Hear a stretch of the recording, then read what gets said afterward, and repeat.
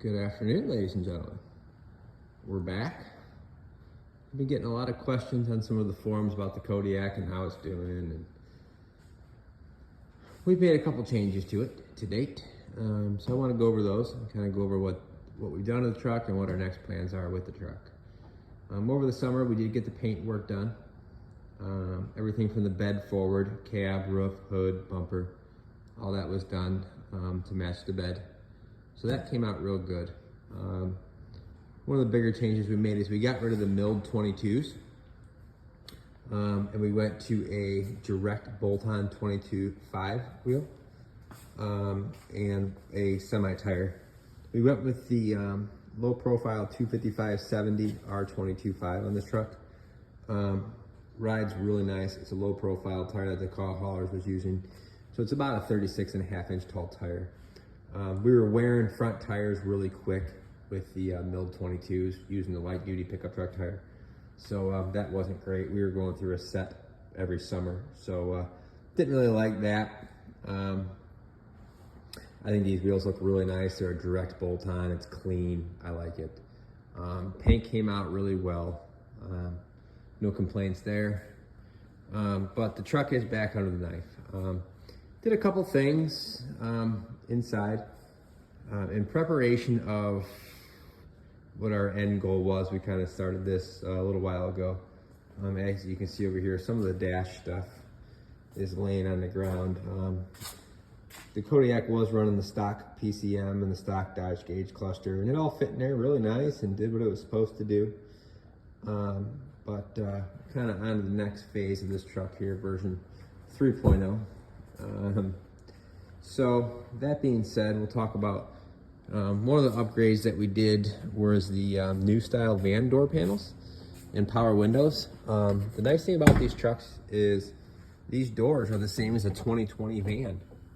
So got new style doors, power windows, power locks, new door panels, fit nice, do a little bit of trimming, but really a nice, overall nice upgrade. You'll notice the passenger seats out. We'll get to that in a little bit.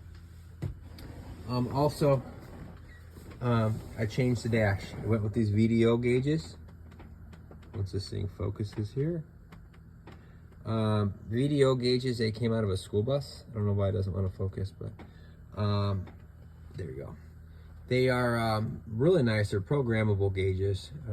Obviously the key's off right now, so I just have the lights on with them. But they're nice gauges and nice tack, speedo. Water over here, oil. I got the proper setting units in the engine, so everything works the way it's supposed to. I did put LED lights in them.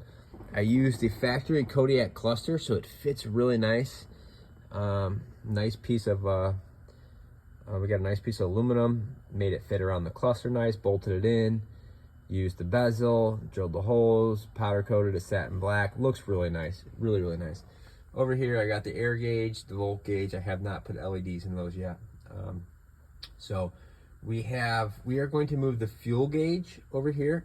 So we have, I have another one of these that has the 4 gauge hole. So we're gonna put the fuel gauge over here.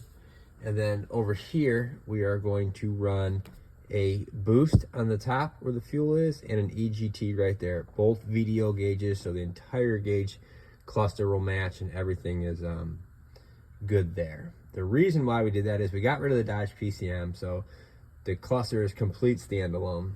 You can see the dog house is out, seats out. So we got the dash perfect now, so that's ready for our next portion of our project. Did get rid of that 80-gallon big tank, went to a really nice 50-gallon aluminum. All that's in preparation. So truck has been running really good. We are running a stock tune in this truck.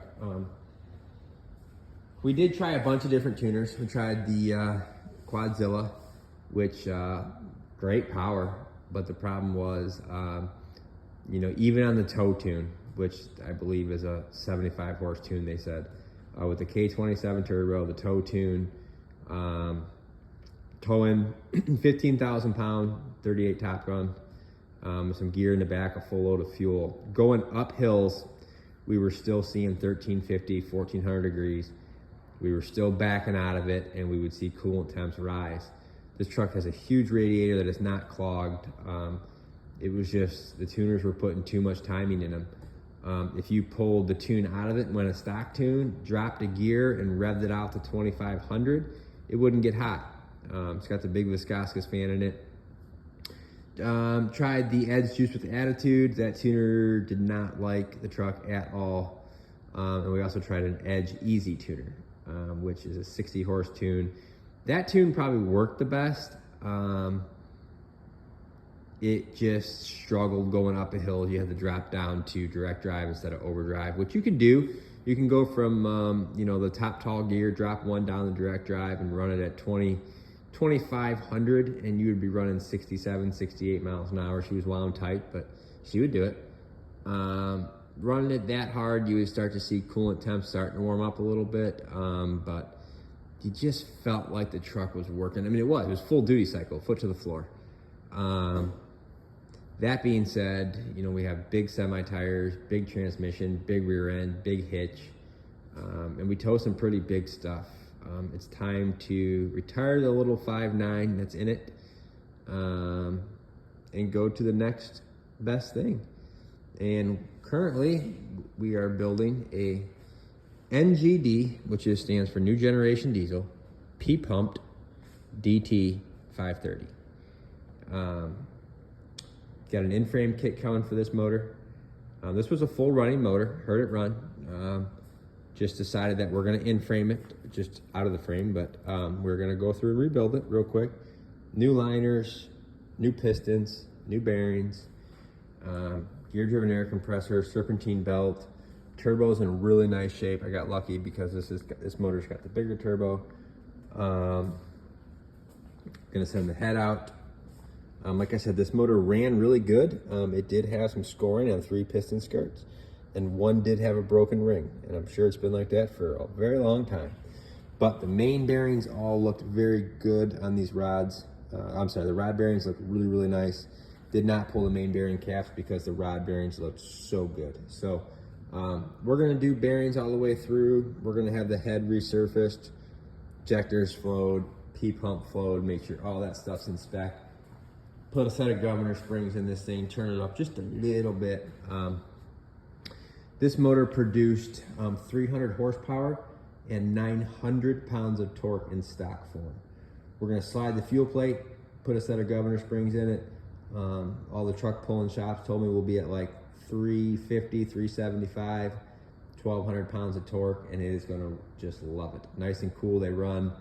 We're gonna set the timing at about 18 degrees. It'll keep the coolant temps down, and this thing should just hum down the road.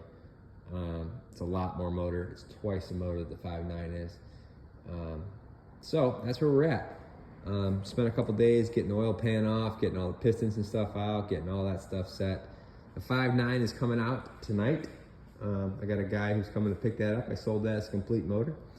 Done some measuring. The DT is going to fit in there really nice.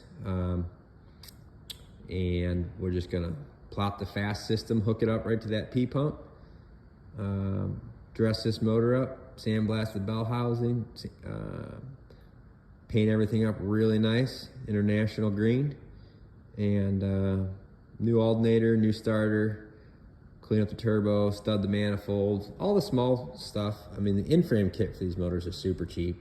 I got a nice PAI kit with everything I need, 1,200 bucks delivered. Every gasket, every O-ring for the oil cooler, the main bearings, rod bearings. I got a new water pump, new starter. I got a pretty good amount of money out of my 24 valve. I sold it with the ECM, the PCM, and the cluster for a guy who's going to put it in an older Chevy. I got a real good price for it. So I picked this motor up. I've searched very, very hard to find exactly the motor I want. I wanted the high torque edition. I wanted the 93 to 95, preferably a 95, and I got lucky. This is a 95. Serpentine belt. So I got this thing for 900 bucks.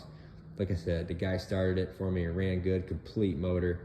And that just goes to show you the motor ran really good, barely smoked, minimal blow by, and we got 3 pistons that are all beat up, and it still ran good. So new in-frame kit should help it out, make it nice. New injectors, pump test everything, and we should have a pretty sweet truck. So look for some more videos on the channel, and that's where we're at. I know a lot of people have been asking me, been emailing me, so I wanted to take a few minutes and get something out. So that's where we're at. Kodiak 5500 version 3.0. We'll be back.